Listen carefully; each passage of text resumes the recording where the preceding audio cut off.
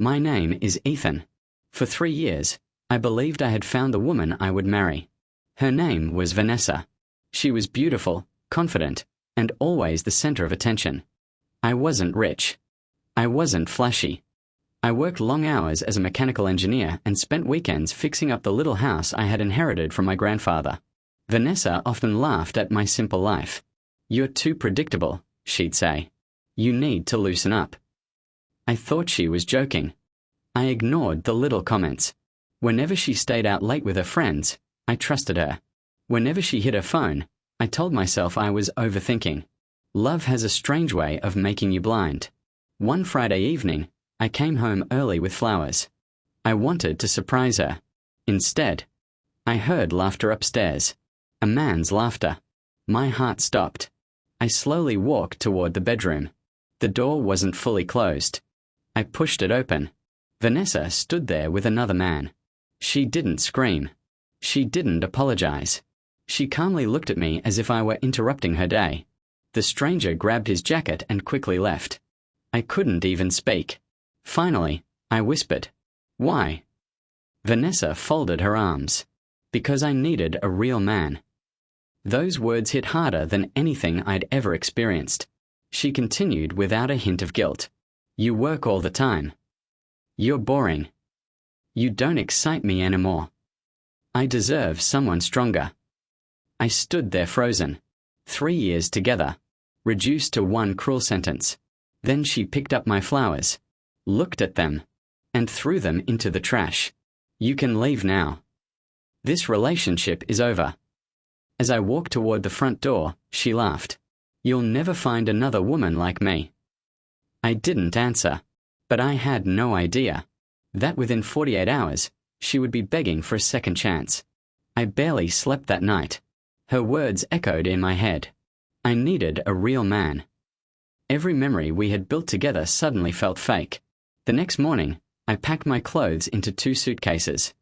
I left the engagement ring on the kitchen counter, along with one short note. "I hope he gives you everything you think I never could." Then I walked away.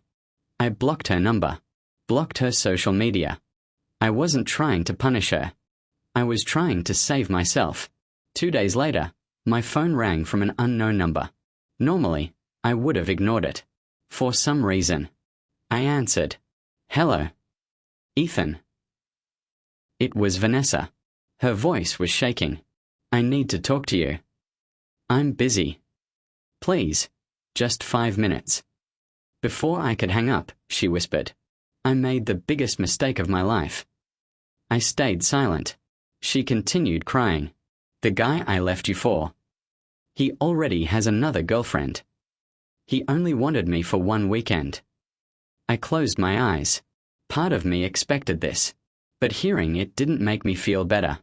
"I'm sorry," she sobbed. "I was stupid. I thought confidence meant being a real man. I didn't realize what I had." For the first time since we met, she sounded genuinely broken. Then she said something I never expected. "I threw away the only person who ever truly loved me." I took a deep breath. "Vanessa, you didn't lose me because you cheated. You lost me because you looked me in the eyes and made me believe I wasn't enough." She burst into tears. "I'll do anything. I'll quit my job. I'll move anywhere. I'll spend the rest of my life making this right." Just then, someone knocked on my apartment door. I opened it. Standing outside was my former boss. 6 months earlier, I had interviewed for a position overseas that I never expected to get. He smiled and handed me an envelope. "Congratulations. The company approved your transfer. Senior Engineering Director. London. Your salary starts at $300,000 a year." Vanessa heard every word through the phone. The crying suddenly stopped. Then she whispered, "Please, don't leave." But for the first time in years, I realized I wasn't the one being left behind. 3 months later, London finally felt like home. The new job challenged me every day. The team respected me. For the first time in years, I wasn't trying to prove my worth to anyone. I simply lived. One rainy afternoon, My assistant walked into my office. "Mr. Carter, there's someone here asking to see you." I told her you were busy. But she refuses to leave. I looked up. "Who is it?" She hesitated. "Vanessa." I sighed. "Send her in." The door slowly opened. I almost didn't recognize her. The confident woman who once mocked me was gone. She looked exhausted. Her eyes were red. She held a small box in her hands. Without saying a word, she placed it on my desk. Inside was the engagement ring, the same one I had left behind. "I kept it," she whispered, "every single day. I couldn't throw it away." I stayed silent. She took a shaky breath. "I've been in therapy. I quit drinking. I deleted everyone who encouraged me to destroy our relationship. I finally realized I wasn't looking for a real man. I was running away from becoming a real woman." For a moment, neither of us spoke. Then she looked around my office. The floor-to-ceiling windows, the engineering awards, the family photos from company events. Finally, she smiled sadly. "You did everything you said you would. You built the life we dreamed about." I nodded. "I did." Tears filled her eyes. I was supposed to be part of it. Before I could answer, another knock came at the door. My assistant smiled. "Sir, your fiancée is here." Vanessa froze. The door opened. A woman stepped inside carrying 2 cups of coffee. She smiled warmly at me, then kissed me on the cheek. "This is for the hardest working man I know." She turned toward Vanessa. "Hi. I'm Claire." Vanessa couldn't speak. Claire noticed the ring on my desk, then calmly looked at me. "Everything okay?" I smiled. "Yes. I was just saying goodbye to my past." Vanessa lowered her head. She quietly picked up the ring. "I'm sorry, Ethan." I truly hope she's smarter than I was. Then she walked out of the office, knowing she hadn't lost me because someone else was better. She lost me because she failed to value me when she had the chance. A year passed. Life moved forward. Claire and I got married in a quiet ceremony overlooking the Thames. There were no extravagant decorations, no fake smiles, just the people who truly loved us. For the first time in my life, I understood what peace felt like.